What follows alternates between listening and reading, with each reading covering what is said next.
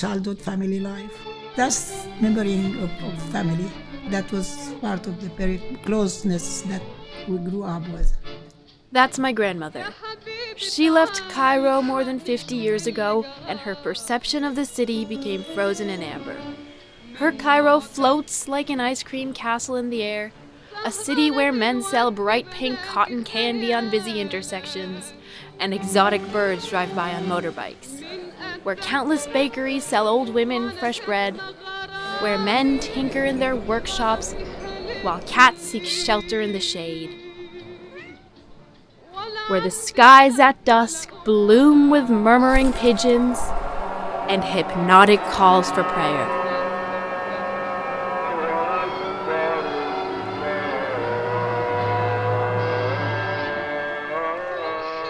My grandmother's Cairo is perfumed with rose water, sweet mangoes, and nostalgia. When she returns, she's once again a young girl that... Ew, this is disgusting. Too sentimental. I can't begin like this.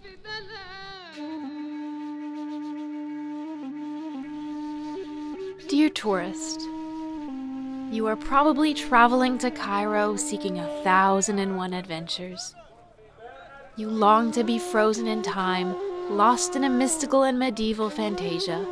Perhaps you will take the opportunity to cosplay Lawrence of Arabia as you don native costumes and take your customary camel ride. You will visit the famous square where you will recall frightening images of the Arab street, and you will be grateful you hail from a more civilized place. You will venture through sepia-toned alleyways and bazaars, where you will confront teeming hordes of colorful Oriental archetypes. Go, madame!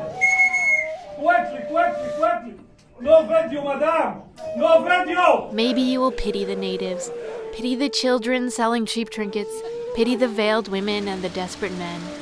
But don't worry, you'll go back to your luxury hotel room and fall asleep in sheets made from 100% Egyptian cotton. Okay, now I sound way too angry. I actually want people to like this film. Let me start again.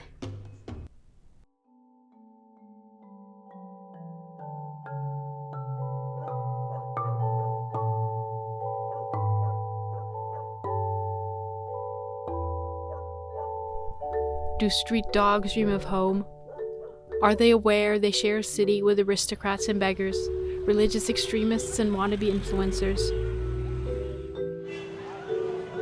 Do they hear the cacophony of gossip, traffic, commerce, and grace?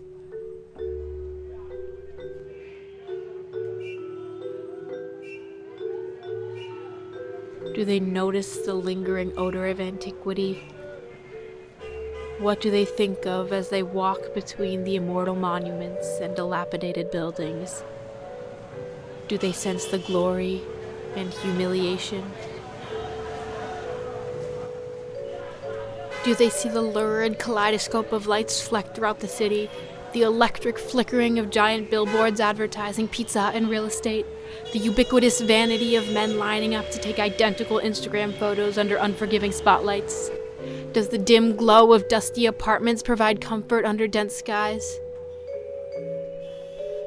Do they feel the warmth of the sun filtering through ancient windows? Are they aware of the other creatures they share the streets with?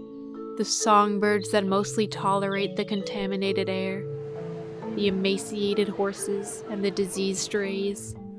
Do the human cruelties of such a fickle metropolis invade their nightmares?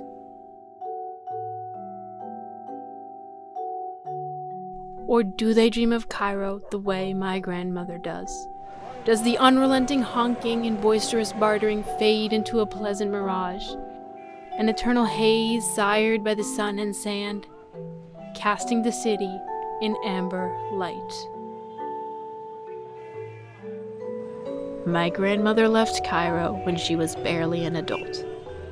She had just married my grandfather, an ambitious man searching for opportunities that Egypt could not provide. He told her that they would go to America for education, then swiftly return. It would be a temporary, round-trip adventure. My grandfather lied. He never intended to come back. She would be exiled from her homeland, for more than half a century. This would be my grandmother's last trip to Cairo. She has reached the age when it's time to say goodbye. Goodbye to the bakeries, the orange sun, the magical little moments, and the beautiful little lives. Goodbye to the sisters she had been forced to leave behind. Goodbye to the ghosts she was too far away to mourn.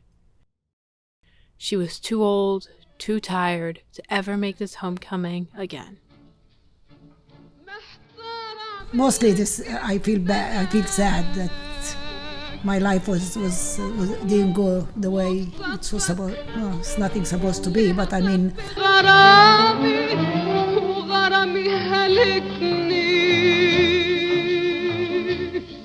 لاشكي وابكي واحكي بلكي يا غزال